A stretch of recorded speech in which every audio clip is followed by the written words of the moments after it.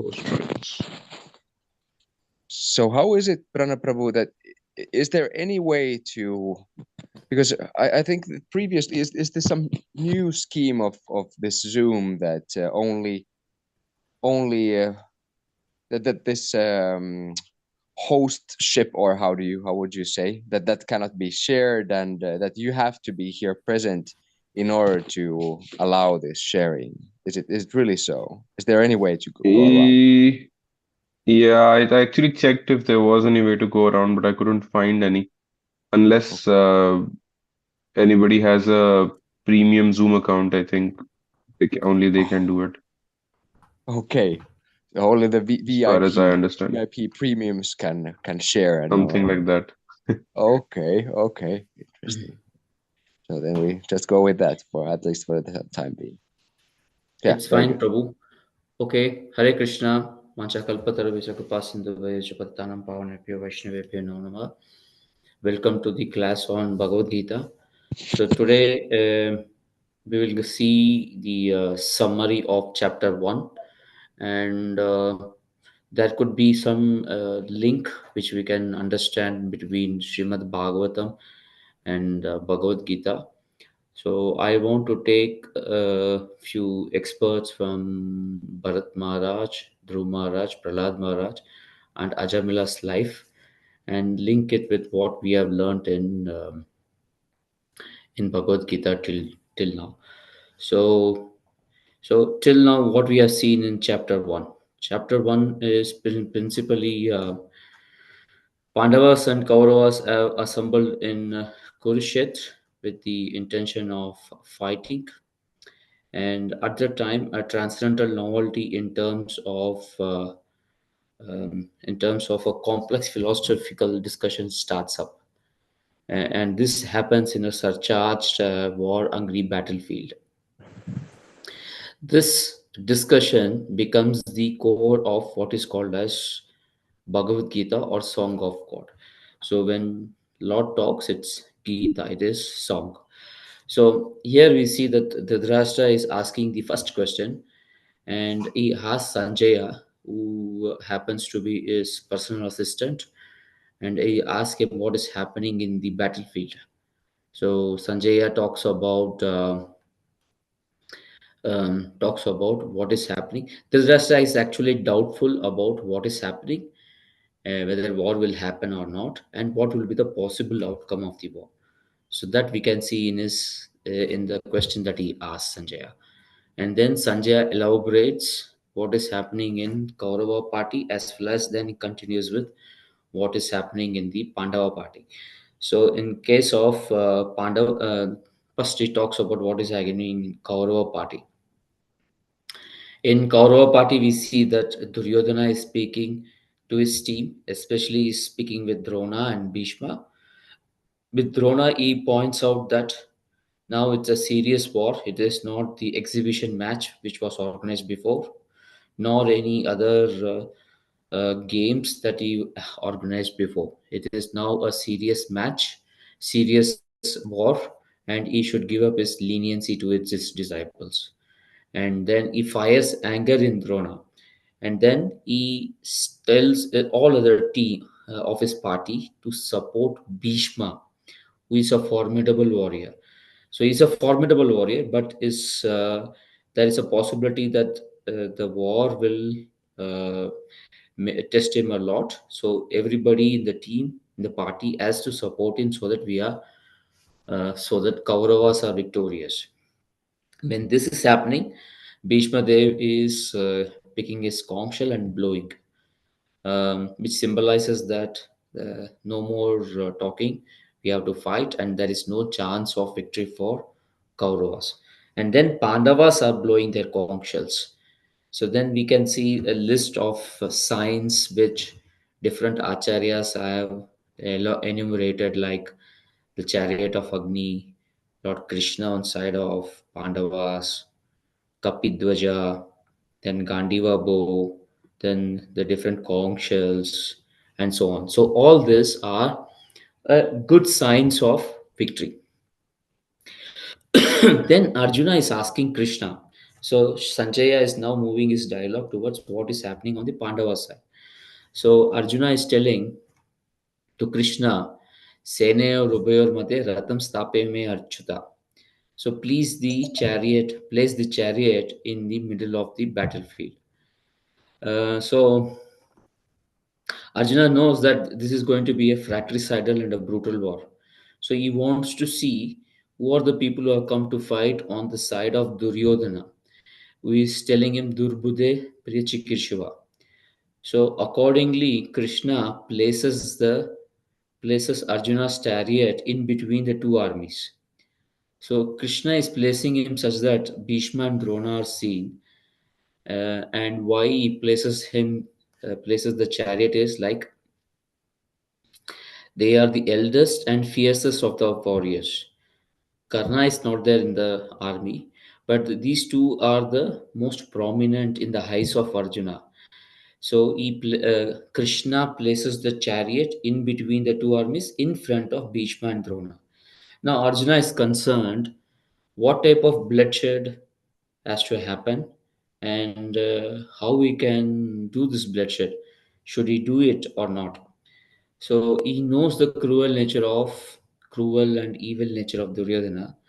He has no compunction against fighting against Duryodhana. But when he thinks of fighting against Drona and Bhishma, he is little bit unsettled. So, so Arjuna could not balance his mind, and then he is seeing that there is full array of his uh, his relatives, right from Bahalika, who is brother of Shantanu, who is like father figure of Bhishma. It's like a great grandfather, and then up to Lakshmana. Lakshmana is Duryodhana's son, who is like nephew of Arjuna. Then he sees Kritavarman, Ashwatthama. Ashwatthama is Drona's son. Kritavarman is Yadava general who comes on the side of Kauravas with his army to fight against Pandavas, and they were all friends in the Drona's Gurukula. So he's seeing five generations of people and how he can fight with all of them. So Arjuna is getting overwhelmed with all this. It's not that Arjuna has not fought with any one of them before. He has fought with them, many of these warriors, but the intention was not killing them. So the recent one was the war at Virat, where the Kauravas steal the cows of Virat. So to protect the cows, Arjuna goes and fights against Kauravas.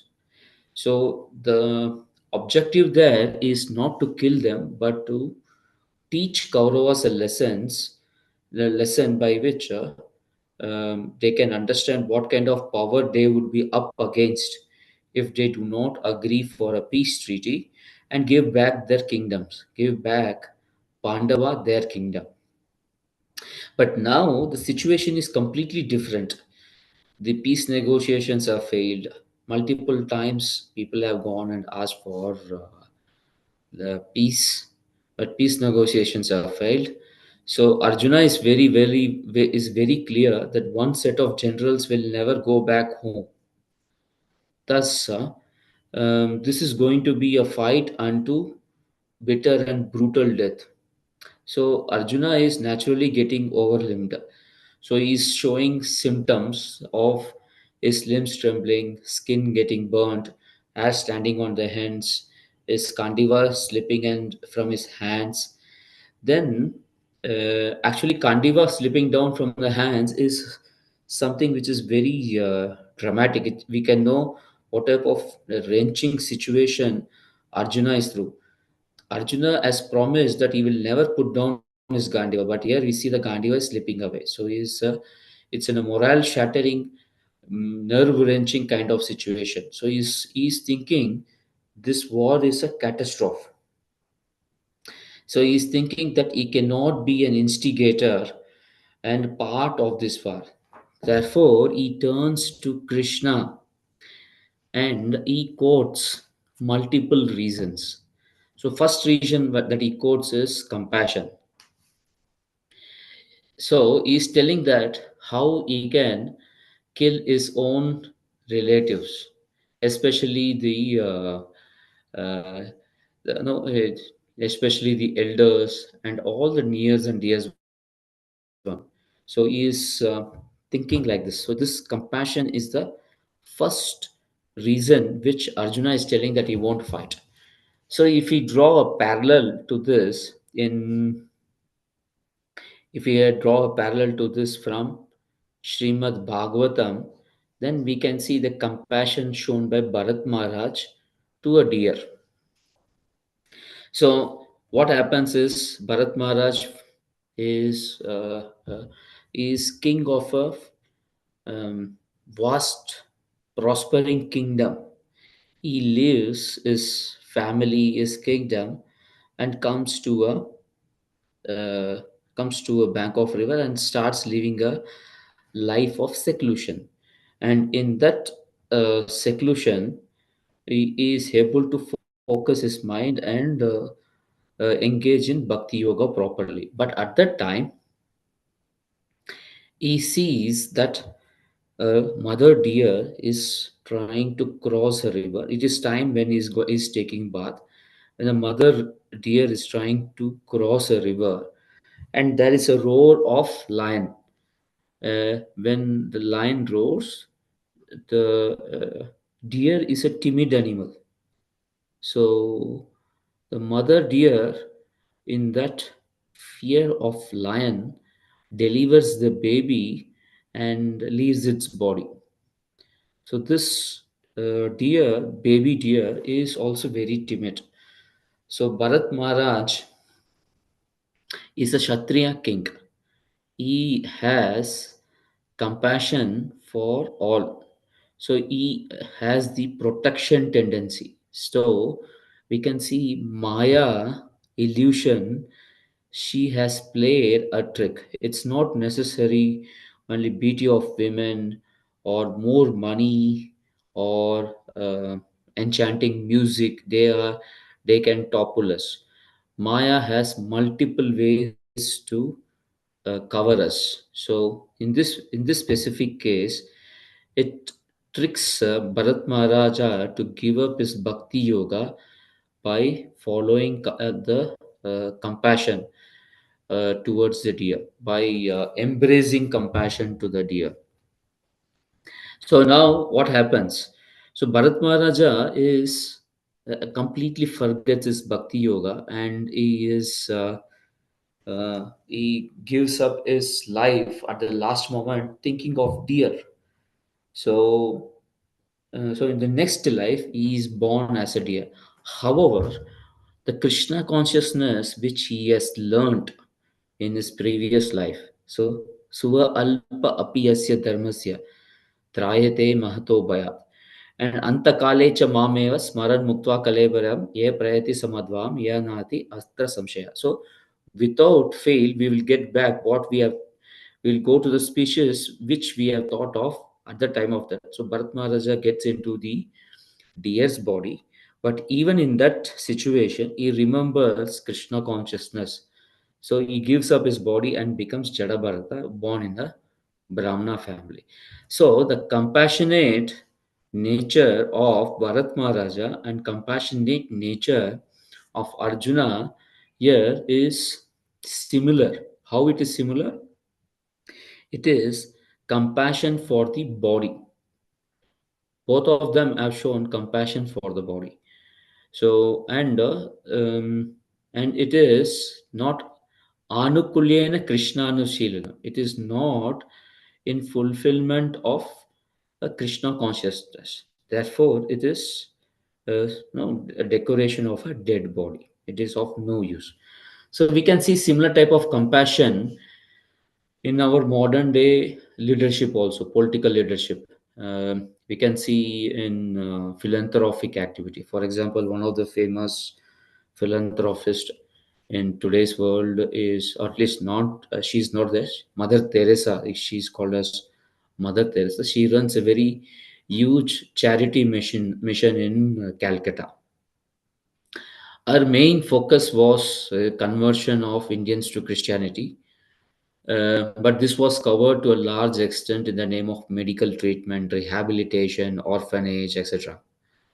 So she was picking up people who are suffering from the streets of Calcutta and bringing them to her orphanage or hospital or whatever it is, and giving them food. And mostly this food was either a chicken soup or a beef or a meat or a unoffered food, which will put the people more in sinful reactions. So typically, people born in Bengal know about Chaitanya Mahaprabhu, Nityananda Prabhu, the most merciful incarnations of Krishna. But whatever she did was counterproductive. Instead of showing them the people who are dying, instead of showing them the mercy of Chaitanya Mahaprabhu and Nityananda Prabhu, she gives them the chicken soup and puts them in further karmic reaction so that they will never get back human life in near future. So we do not know what is compassion um, for the body, compassion for us, a living entity. The best compassion for a living soul is to give them Krishna consciousness. This is what we see also in Dhruva Maharaja's Charitra. So Narada Muni, when he sees Dhruva Maharaja rushing towards the forest, there is a clear description of compassionate nature of Narada Muni towards Dhruva. That is why he instructs Krishna consciousness to them.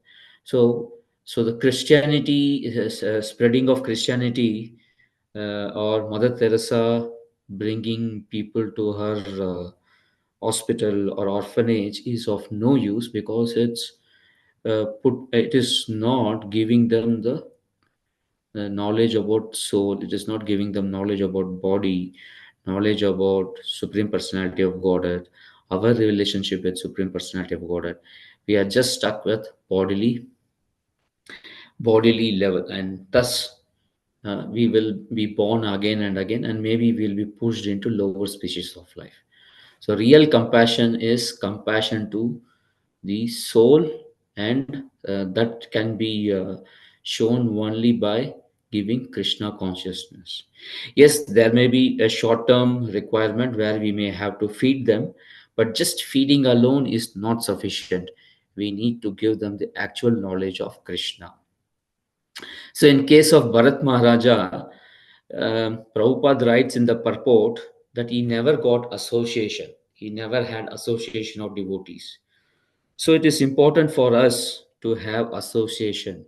We must be always in association. If we think that we are spaced out and we are in bodily consciousness, we are sleeping too much, or we are eating too much, or we feel that sadhana is very uh, time taking or time consuming, then we need to quickly take association of devotees.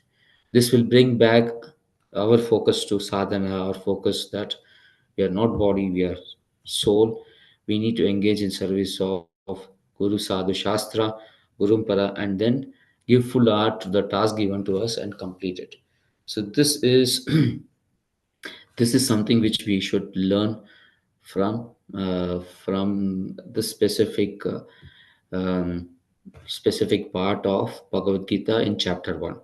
So compassion for body, which Arjuna told, is matched by Krishna in chapter 2, where he gives him the knowledge of soul, and where he gives him the knowledge of body. Body is anyway going to die. Why worry about body? And why worry about soul is never going to die? So why you are worried about death? Krishna smashes that argument with this knowledge of soul and body. So anyway, we'll see that in the next chapters. And the next part, which Arjuna is countering with Krishna, or next reason which Arjuna gives for not fighting, is enjoyment. So in the early part of the training, or the fag end of the training, or early part of Bhagavad Gita, and fag end of the early part of Mahabharata, and the fag end of training of the Pandavas and Kauravas, there was a martial exhibition. And this was organized by Dronacharya, and he wanted to demonstrate to the Kuru assembly how glorious their children have become. So, and Arjuna and all other students were also eager to display their the talents to please their please their master, which is Dronacharya, and also please Bhishma, who has spent so much time and effort in employing Dronacharya and teaching them. So if they are going to win the war, then it would be nice if they go and share the success to Dronacharya and Bhishma. But here, Arjuna is going to kill them. So, with whom he is going to share the fruits of success? So, he asks, Kim Boge Jivitenava, what is the point of living? Is if those whom with those whom he wants to release the fruits of success, if they die, then what is the use of such a victory? So he felt that this entire war is pointless. So we can draw a parallel of this from Dhruva Maharaja. So, so Arjuna wanted to share the sweet of success with his elders, um, and uh, and Dhruva Maharaj wanted to enjoy the sweet childhood time with his father, but he sees that his stepbrother is getting preferential treatment. Thus he is not able to enjoy the life which his stepbrother is enjoying. Therefore, he goes to his mother, expresses his dissatisfaction. Then his mother tells him to go to forest in search of Lord Hari. And on the way, he gets association of Narada. So here, Narada Muni gets the news about Dhruva Maharaj's determination and his journey to forest. So Narada Muni gives him the right path so that he doesn't get deviated. Narada Muni actually checks his determination. So every story in Srimad Bhagavatam can be linked with compassion or with fear of sinful reaction, enjoyment, or destruction of family tradition. But here, I am specifically trying to compare it with enjoyment tendency of Dhruva Maharaja. But we can also compare this nature of Narada Muni's compassionate nature here, because it is his compassion which gives Krishna consciousness to Dhruva Maharaj. But Dhruva Maharaj, enjoyment tendency and his determination attracts the spiritual master, and he gets the compassion of the spiritual master. So we can see it in multiple ways. I am specifically using it in terms of enjoyment here. Then, Narada Muni gives him the process, that is process of bhakti, and then Dhruva Maharaja follows with full attention and determination, and he meets Lord. So Dhruva Maharaja is able to get the highest level of enjoyment, which is the Dhruva planet, which becomes the center of rotation for the entire planetary system within our universe. But when Lord, in the form of Prishni Garbha, appears in front of Dhruva Maharaja feels very bad that instead of asking for attention and association of Lord, he has asked for an unrivaled kingdom, which is of no use. So, so what we must understand here is that our enjoyment is to be really filtered and understood. We need to evaluate what we want, what our desires are. If our desires are not clarified, then we may probably glide into lower animal species like that of Bharat Maharaja. His enjoyment was in taking care of deer. So he went into lower animal species. We may probably want to become leader of a political party or a group of people, but our karma makes us deserve a lower animal species. So we will end up becoming a leader of a pack of dogs in our next life. Therefore, we must be very careful in understanding our enjoyment. So, in this specific case, our desire should be dovetailed. Prabhupada always uses dovetail, the word dovetail. We must always dovetail our desires to Guru Parampara. And in specific case, we can say we must always dovetail to temple commander or cell leader. So is the desire of the cell could be to increase book distribution or prepare arti plates for tulsi arti every day morning, or memorize shlokas, or for upcoming festivals, or preparation for bhakti shastri exam, organize meeting with people interested in funding temple constructions, and so on. So many things are there. So instead of having our own desires, we must dovetail our desire uh, for the fulfillment of Krishna conscious or Guru Parampara. That is what we should always desire. So in this case, enjoyment of Arjuna was in fighting because his dharma was to fight as a Kshatriya. So then comes sinful reaction. So he is telling the next reason which he talks about is, if he is going to kill elders whom he cannot verbally even cross, publicly he cannot oppose them, how he can attack them with arrows. If he does that, he will get sinful reactions. So so, how we will do such an act of killing, which can bring them sinful reaction, which can bring Pandava sinful reaction? In this specific case, he talks about himself. Arjuna talks about himself. So, here we can draw parallel to Prahlad Maharaj. So, there are two definitions of bhakti in Bhakti Rasamrita Sindhu, also in Chaitanya Charitamrita. One definition is Anyabhilashita Shunya, Jnana Karmadi Anavritam, Anukulyena Krishnanusilana Bhakti Ruttama. When the first class devotional service develop, one must be devoid of all material desires, knowledge from monistic philosophy, fruit to action. The devotee should constantly serve Krishna favorably as Krishna desires. So this is the first definition of bhakti. Second definition is Sarvapadi Vinirmuktan Tat Paratvena Nirmala Rishikena Rishikesha Sevanam Bhakti Ruchate. Bhakti or devotional service means engaging our senses in the service of the Lord, which is Krishna. When the spirit soul renders service unto Supreme Personality of Godhead,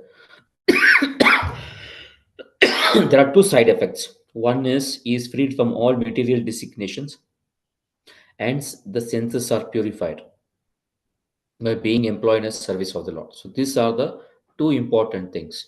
So in case of Prahlad Maharaj, what happens is, uh, everyone in the planetary system who is having a specific charge goes and prays to Narsimha, but nobody is able to approach Lord Narsimha and pacify him, because they all are behind some material designation, including Lord Brahma.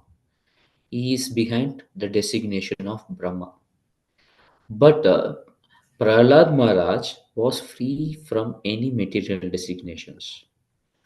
So he was free from any sinful reactions. So he was practicing pure bhakti. So simply fell at the lotus feet of Nrsimhadev, and he starts praying to Nrsimhadev, and Nrsimhadev gets pacified. So as soon as what does Prahlad Maharaj does? Shravanam, Kirtanam, Vishnu, Smaranam, no? Vandanam, Archanam, Dashyam, Padasevanam, Vandanam, Archanam, Dashyam, Shakyam, Atma Nivedam. He is practicing the nine, he talks about nine ways of sadhana bhakti, and then he talks about chanting of the holy names of the Lord. He converts, he preaches Krishna consciousness. So if we dovetail everything for Krishna, if Arjuna fights for Krishna, then that is the best way he can be out of his Kshatriya duty. He will be out of material designation. He has to fight with Krishna in mind. That will free him from all sinful reactions. So, so we see that everywhere it is Krishna consciousness. The center is Krishna consciousness. If you are compassionate, it is because of Krishna consciousness, because you want to give them the real knowledge. If you want to enjoy your life here and life after death, it is only possible by Krishna consciousness. Some people may argue that if you follow Christianity or Islam, then you can properly, then you can go to heaven. But the description of heaven is very, very vague. One of the reasons why people are buried in beautiful coffins is that when they resurrect, they are having a body, they have a very good uh, body which is preserved inside the coffin. But actually, if you reason out, mother gets resurrected, my mother gets resurrected, my daughter gets resurrected, my wife gets resurrected, my father gets resurrected, I also get resurrected. My mother wants me as a small child, my wife me wants my wife wants me as a young man, and my daughter wants me as uh, a young person who can buy her more sweets, and my father wants me as a young man once again who can earn him more money. So everybody has desires. So how I can fulfill all this? And if I am in a Hindu family, let us take a Christian family. So if it's a Christian family, they all sit together for a Sunday supper, then they require a roasted beef. If they require a roasted beef, then there must be slaughterhouses also in heaven. So it's a worse situation. So the description of heaven is really pathetic in Abrahamic cultures. So there is no enjoyment there. It is worse than what is in earthly planet. So it is better for us to stick to Krishna consciousness, do our 16 rounds very nicely, follow no meat eating, no illicit sex, no gambling, no intoxication. That will give us real enjoyment now, and also prepare for a eternal beautiful life in with Krishna or Krishna conscious devotees after death. So, fear of sinful reaction also, we burn all our sins by practicing Krishna consciousness, by purifying ourselves. How do we purify? Not by falsely renouncing like Arjuna from the battlefield, but by acting for Krishna and the Guru Parampara. So, this is what we need to understand. Then comes degradation of the society. So Arjuna is telling that future for me is not only bad, future for the entire society is bad, because there will be unscrupulous men who will pollute the women, and hence the society uh, submission of you know for submission of rights for the people who have passed away, and for growth of the existing society, all that will come to a standing halt. There won't be any protectors. This will result in destruction of family traditions. So but on the other hand, when we see Srimad Bhagavatam, so Arjuna's arguments are not strong, because we see in Srimad Bhagavatam Ajamila, who was a Brahmana boy. So Sukadeva Goswami talks about Ajamila in Canto 6, mainly to prove the strength of devotional service. So Ajamila is trained into a perfect Brahmana by studying Vedas and following regulatory principles. And due to some bad past, he gets in association of a prostitute, and he becomes most fallen. He abandons his regulatory principles, and he gets 10 children in the womb of this prostitute. And the last child that he gets, he gives him the name of Narayana. So at the time of death, Ajamila is ready to be taken by order carriers of Yamaraja. But then he calls his son Narayana in fear. Actually, he is remembering his youngest son, but indirectly is remembering Lord Narayana, the original Vishnu, or the Vishnu, the original Narayana. And and this chanting, though it is not offenseless, the order carriers of Lord Narayana appear, and then there is a discussion between Vishnu Dutas, Yamadutas, and hearing this discussion, Ajamla is liberated. So that we can see that bad effect of the fruitive activities can be also cleared by devotional service. So devotional service is very, very powerful. So initial days, the regulatory principles, following of Vedic principles, helped Ajamila to give his son a name of Narayana. So that was something which is Swalpa Piyasya Dharmasya, some good intention in him which made him give the name Narayana to his son. This is how Krishna's mercy acts. This is the Sukrita that acts, and inordinately he calls the name. So there is no Krishna conscious motive either in giving name to this child or calling his name at the last moment. But this calling of the name at the last moment saves him from the greatest danger. So we should follow our traditions properly. And in this case, Ajamila gave a name uh, pertaining to Lord Vishnu. And in the same way, Arjuna has to fight. That is his regulatory principle. So he has to follow that, and he has to ensure that when he follows that, everybody will take example from that. So everybody will follow Arjuna as an example.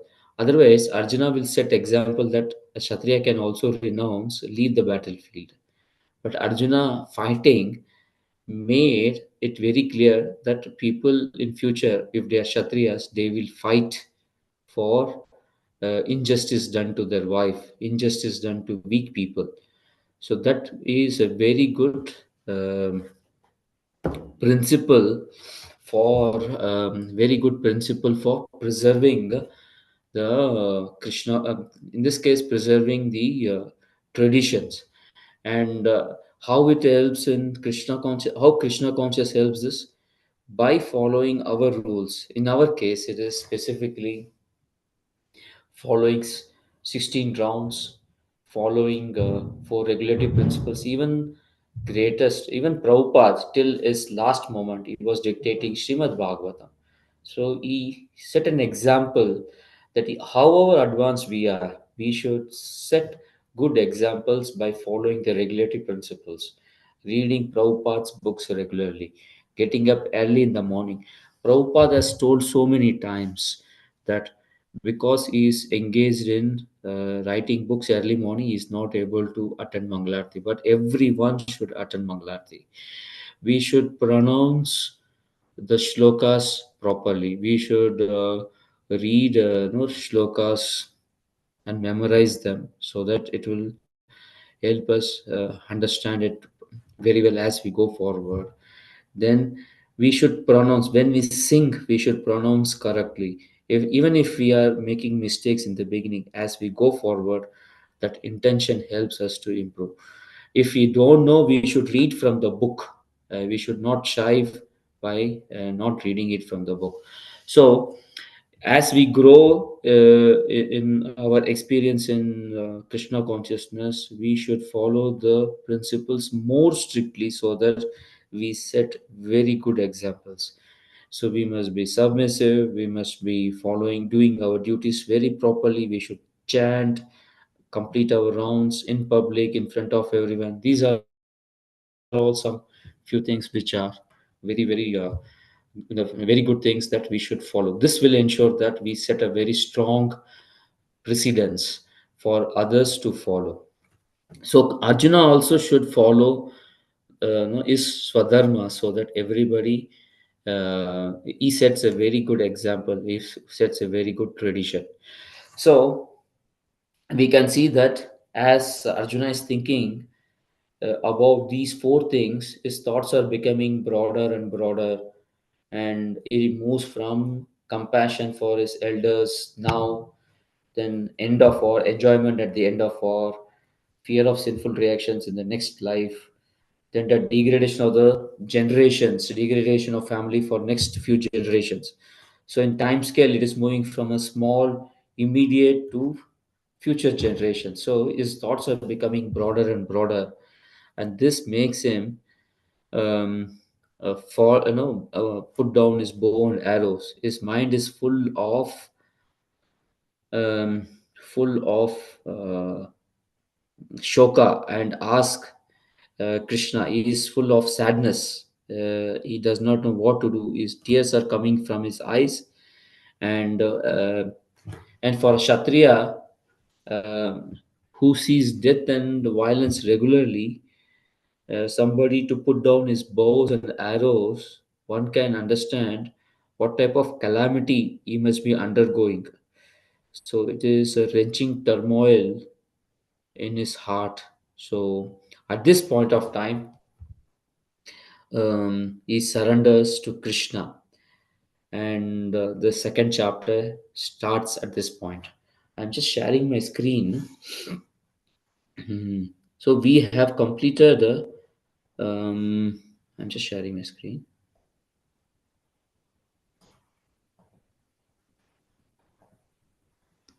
So we have completed all the shlokas last week. So we had looked at the summary of this, and we also had a link about uh, of Bhagavad Gita and Srimad Bhagavatam uh, from these examples. And I have added some questions here. When you are seeing the video, you can make a note of it. I have added some more questions also here. When you're seeing the video, you can make a note of it. It's all readily available in the purports. Just to give a make you ponder over it so that you get a hang of what is being told in the shlokas. And I'm just going to so this Varshnaya is not in Vishnu Sahasranam. It's a shloka, it's a name which is very specific to Krishna. It's not in Vishnu Sahasranam. So this is a open point from my previous class. Okay, so now we can have some questions on this.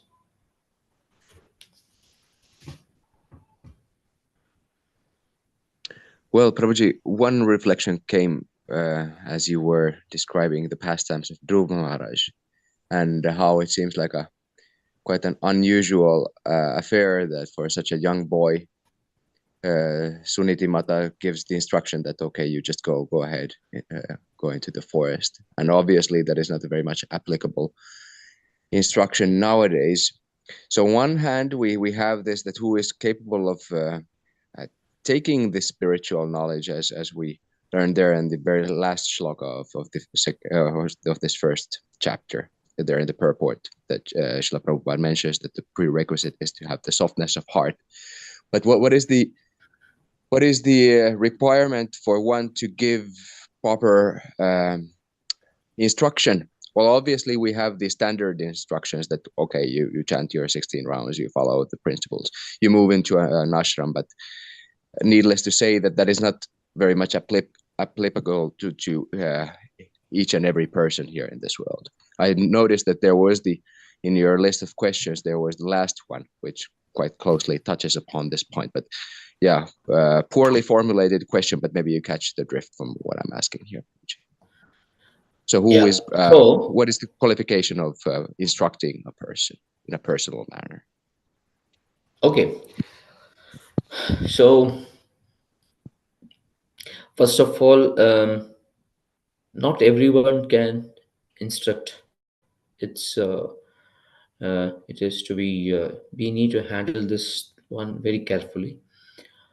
And for me to instruct a person, uh, I generally want to know the person properly, and so that means uh, I must know what that person does in his day-to-day work. So it could be book reading, or it could be getting up early in the morning, or doing his cooking work, or supporting the cooking task, or cleaning the ashram. So I must know, and I must have seen how the person whom I'm instructing moves from the date he has joined to where he is today. I must have a, impact on his life, and he must agree to what I am telling in my in last few years. So then only I can give him instruction. If everybody gives instruction, then the person will get fried up. That is not possible. On the other hand, a person joins ashram and stays with me for some time, and then he sees that when he follows my instruction, there is an improvement in his life. Then only he accepts the instructions. So it is two-way affair, Prabhu. One is I give him an instruction which is conducive for him to execute his bhakti. When I say conducive for executing his bhakti, means his anarthas are getting cleared and he gets a taste of bhakti. Then only he will open up. Then only more instructions can go in him. So not everybody can give instructions. If there are specific improvement points, then it should go from uh, if the temple commander is the leader of a set of brahmacharis, then the feedback should go from the temple commander. Among brahmacharis, if the feedbacks are given, if it is ishtagoshti, then there are no issues. But if it is not mixing groups, people who are with different modes, mentalities, then it should go from temple commander. Then only we can see the improvement in the brahmachari, or we can give him the right feedback for his improvement. So this is first thing. Second, what type of work I can take up. I cannot straight away go and join ashram. That is not possible. On the other hand, we should see what is giving us taste. Following 16 rounds, following four regulatory principle is basic. But am I good in reading? Am I good in managing things? Am I good in cooking? Or am I good in managing a big office, or managing book printing? Or am I good in writing books? This is something which we should introspect, and that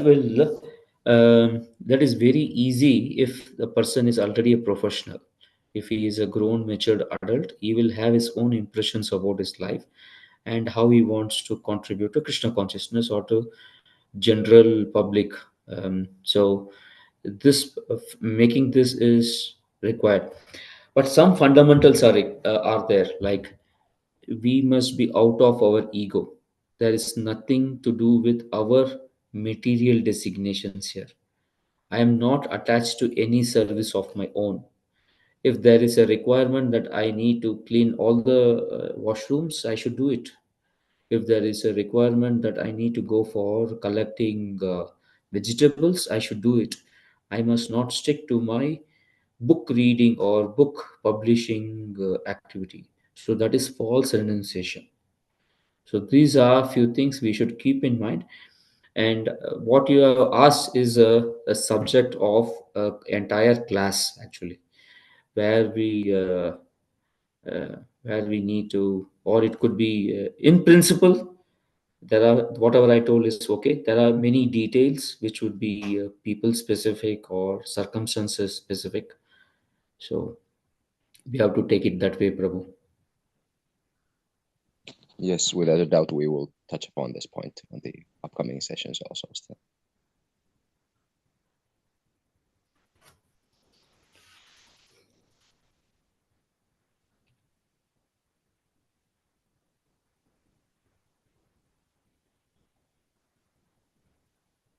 Any other questions?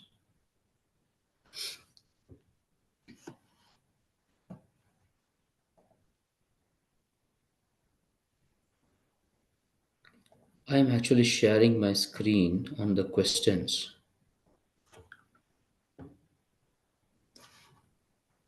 So these questions which you see here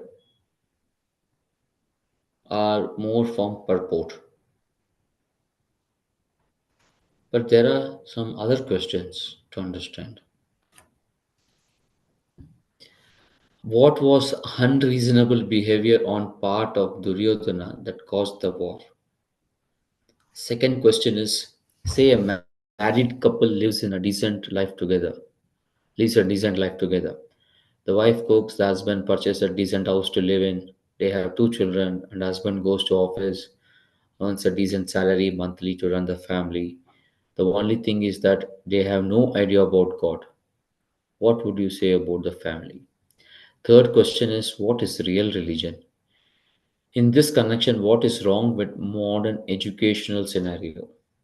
Fourth question is, if one of your friends says that he is not interested in spiritual life or God, what three things will you tell him to inspire him to take to God consciousness? So we can take any one of this question.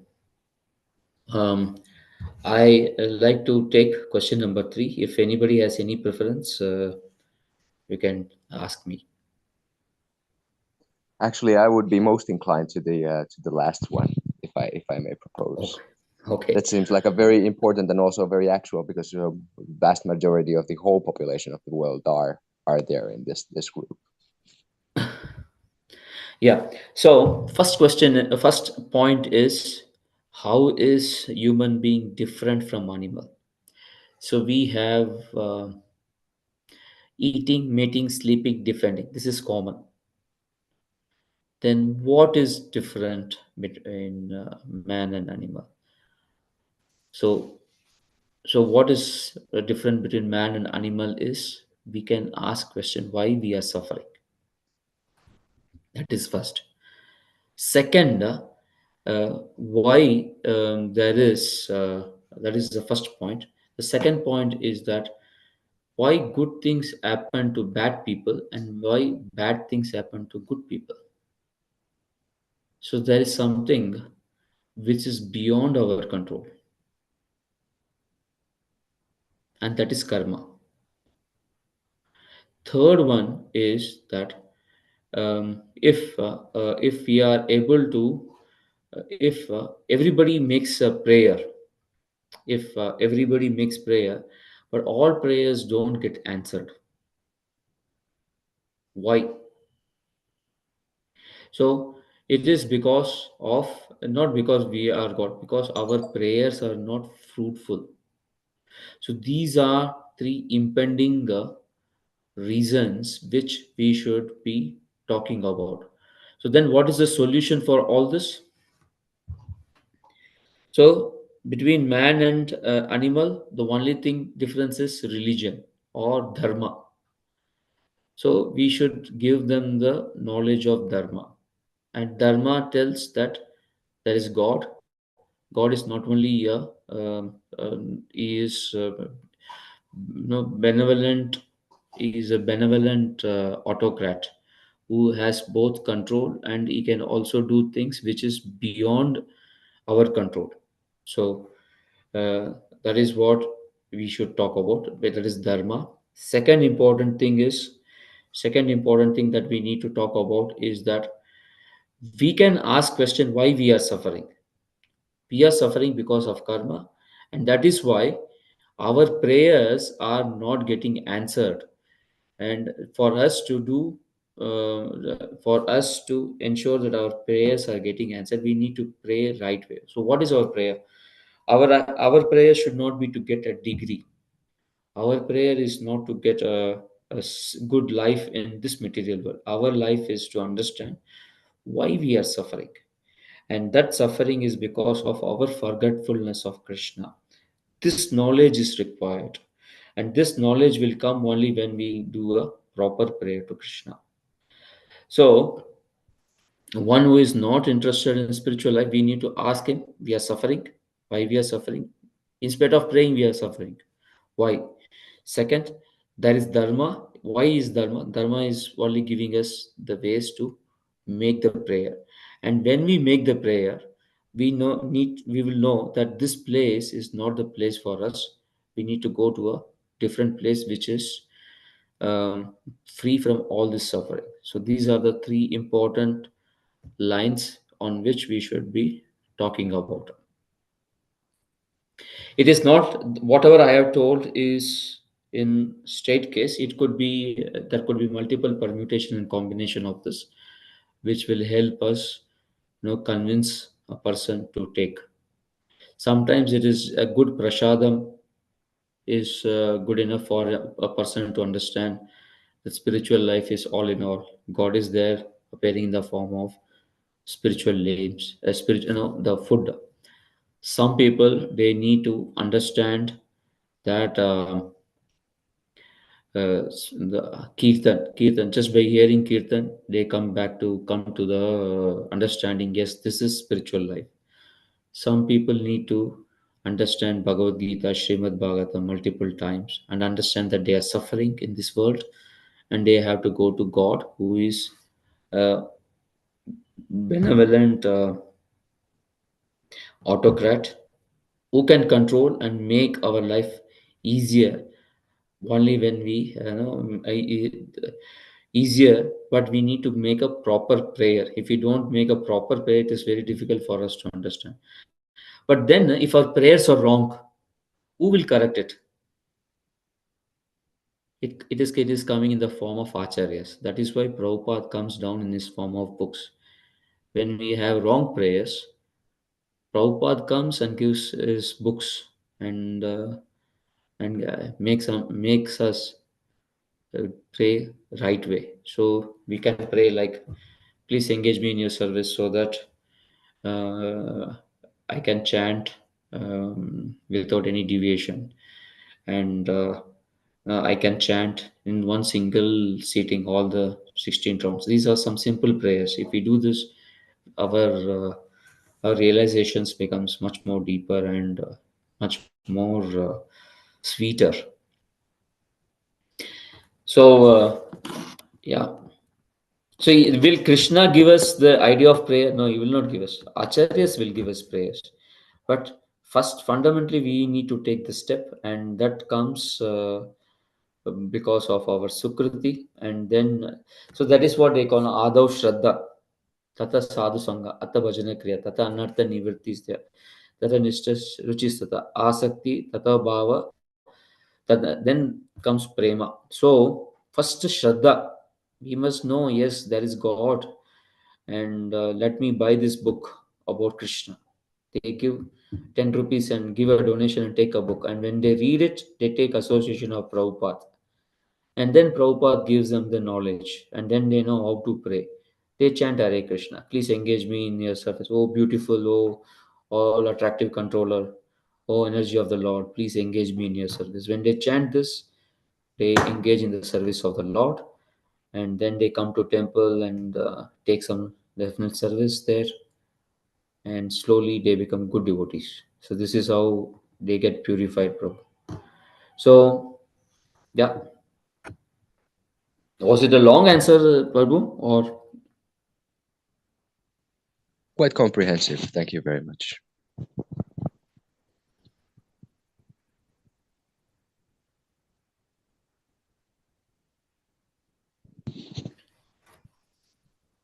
any other question?